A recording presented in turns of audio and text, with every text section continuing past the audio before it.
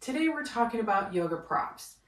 There are several props to choose from straps to cushions to bolsters to blocks.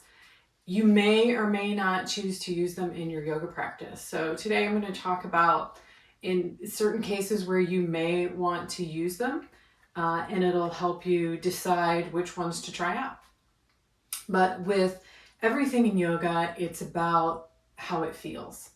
Right? There's so much online about what it looks like, and is your Instagram picture the most perfect pose there is? And you hardly ever see a prop in one of those pictures.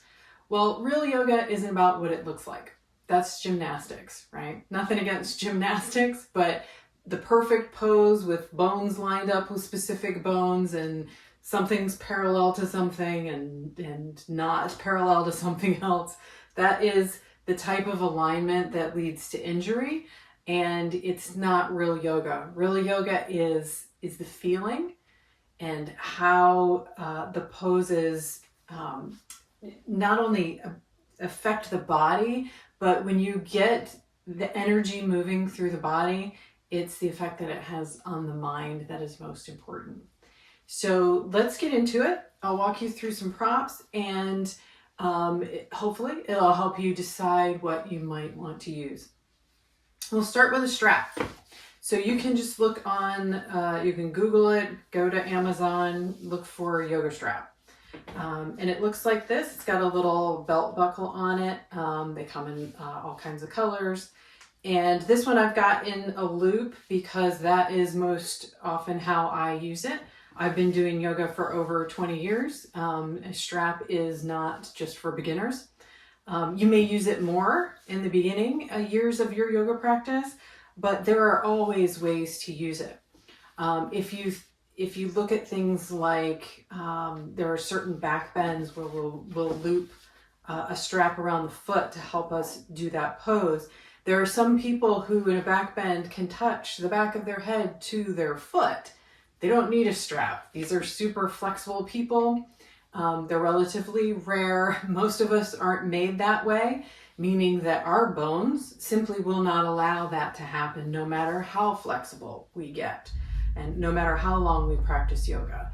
So we'll need a strap to sort of help us in that type of pose. For some leg stretches, especially if you're newer to yoga, they can be super handy. So here's what I'm talking about. If you are doing a forward fold, for example, seated forward fold, generally what I'll recommend is you do that with bent legs. A strap can help you sort of pull your torso toward your feet, and you can work to straighten the legs, scooting the hips back. And that just helps if the feet aren't accessible, right? But again, it's not about what it looks like. So we're not trying to get our nose onto the shin. We're just trying to get a nice stretch in the back of the legs. This is extra helpful if you're in a reclined leg stretch. So you may loop it around your feet. So while I may be able to do this, if the feet, again, or even the calves aren't accessible, you could simply pull on the strap to move the legs closer to the top of the mat and getting a stretch that way. The back bend that I was talking about generally requires looping this around the foot. So if we get into what looks like sort of a pigeon pose, right? And we'll talk about that in another video. But heel in close and one leg out behind. If we wanted to get a back bend into this pose, lifting up high, we would hook the back foot and then pull it towards us this way, and that gets the stretch into the arm and a nice front body opener. But that's a little bit more down the road. A beginner won't have use for it in that way. So those are just a couple of things that you could use a strap for. Highly recommend that you have one handy. They last forever. This one's a good 20 years old. Okay, let's move on to blocks. I think that in a yoga class, especially if you walk into a yoga class, there's lots of people there, they'll have the props on one of the walls. I know when I was new, I thought if I grab a block, I'm going to be giving away myself as new, right? And the ego doesn't like that. Well, I'm here to tell you that using a block doesn't make you new, right? It's just smart because, as I was saying earlier, your bones are made the way your bones are made. And so some of us are just naturally going to have more range of motion than others. And no matter what we do, we're not going to have that. For instance, that back bend that I was just doing, I don't have a very bendy back. And that simply means that the bones in my back stick out a little farther than someone you see who bends back very far. And that's my back bend, and that's what it will be. So the same is true for lots of other poses. So a block is super high. I always have two because there are poses where you may need two of them. But they're going to give you a bit of a boost when you need it, right? So when the floor is not necessarily accessible. So you'll see blocks used a lot in balances, right? So if, for example, you're doing a half moon, right? Half moon looks like this. Well, a block may make that more accessible in the beginning. Also, if you're doing a twisted version of that pose, like so, again, the block may be more accessible than being on the floor.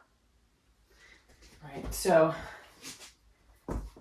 the block can be used in rotating poses like that, but you will also see blocks. We can do a whole video about blocks, but you can also see blocks used in yin yoga, right? Yin yoga being long held static poses that really get into the connective tissue more than the muscles. So one of my favorite things to do with a block is to use it under the lower back. And this is a nice counter pose to sitting in a chair all day, right? So simply using the block to do a gentle back bend is a great way to use it. So highly recommend a block, especially if you don't know what the teacher is going to be teaching that day. Having a block handy. Usually at the beginning of the class, they'll tell you if you're going to need certain props, but you may just want to have it there just in case, and then you'll always be able to do those poses with greater ease than you would otherwise. So a couple of blocks, definitely recommended. The others that I'll show you, and the wheel, this is a yoga wheel for back bending. This I use mostly when I have headaches. So I originally got this because I thought it would help me back bend deeper, and then I started doing more training where I realized that it wasn't bending deeper that I needed, it was back bending better, right? And so I've since learned how to do that in a way that is much better for my body. So I don't use this to try to back bend more. What I use this for is to back bend over to help with neck and shoulder pain that generally will give me headaches. Again, sitting at a desk all day, back bending over this can certainly help with that, and it does. The other things we'll go over are really, you can purchase these, but you can also use items from around the house to substitute for them, right? And that includes bolster. You'll see round bolsters as well as those that are a little bit more rectangular. And these are just for support, right? So some people who use bolsters simply in Shavasana under the knees. At the end of your practice, it can be, sometimes when you lay down in Shavasana, the lower back can feel a little tight. Hopefully through the practice, it's loosened up enough that by the time you get to Shavasana, that's not a problem. But you may need a little help. And so just resting the knees on a bolster releases the lower back, and sometimes that can help you relax more in Shavasana. If you're doing yin yoga, again, those are longer held static poses. People think of it more as relaxing yoga or restorative. And while it certainly can be, it is just a way to work, again, the connective tissue more than the muscles themselves, right?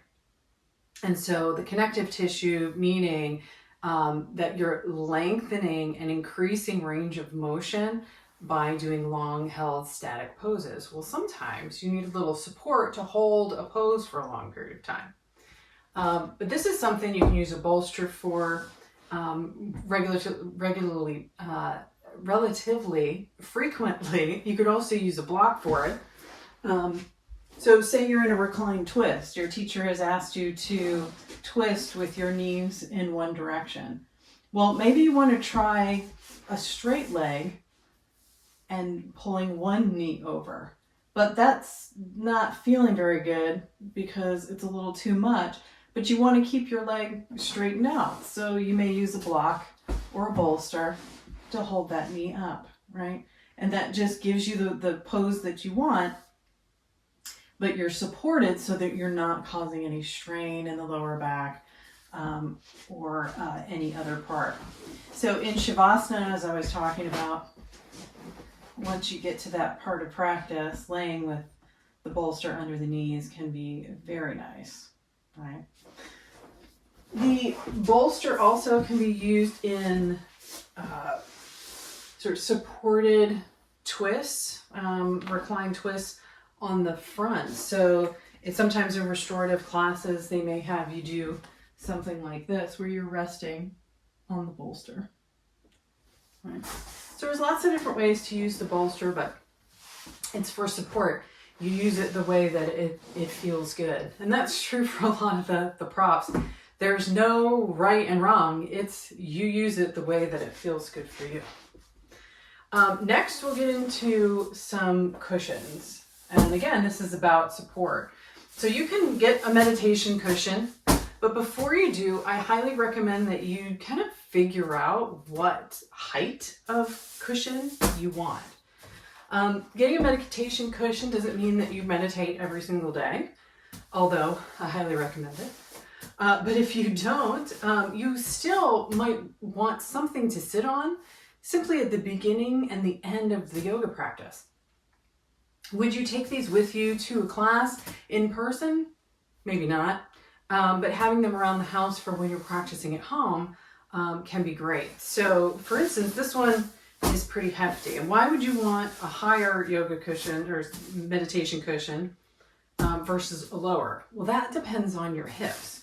So when you're sitting on a cushion, the reason that you want to sit on a cushion is to help you tip your pelvis forward. And that just helps with circulation. You're able to sit longer, so your legs don't fall asleep. And if you've tried meditating for any period of time, just sitting flat on the floor, I know my legs will fall asleep if I do that. And so sitting up on a cushion helps with that, but it also allows, with your pelvis tilted forward, it allows your spine to stay long. It's just sort of it settles into this sort of comfortable lengthwise position where you can just settle and sit for longer periods of time. Or just more comfortably, allows you to relax the muscles, right? There's not as many muscles needed to hold you up. So that's what it's for. So you may want it to be high if that feels better on your joints, on your hips when you're sitting. You may not want it to be so high. And just a little bit, this is the one I use most often, just a little bit is all you need to get that little bit of lift and tilt the pelvis forward, because again, we're all different, and the natural tilt of our pelvis varies depending on who we are. And so find what works for you, but I don't recommend buying cushions to find that out. Use pillows, use blankets, sheets, whatever you have around the house. You can use that at first to figure out what feels good. And then if you want to buy a cushion, but you don't have to. You could always use a sweatshirt to sit on if you wanted to. Works just fine. Okay. So those are our cushions. Lastly, blanket. I always have a blanket handy. If you live in a colder climate, a yoga blanket is super handy, but also it's a customizable cushion. So while I'll use this most often quickly at the beginning, at the end of class, if I'm going to be sitting for a longer period of time doing meditation, I'll use the blanket, and I'll show you why. The blanket's configurable, right? And when you're sitting for a long period of time, what you really want is a bit of an angle, right? So you want to kind of stair step it like that so that the hips can go down the slope rather than just sitting on something higher.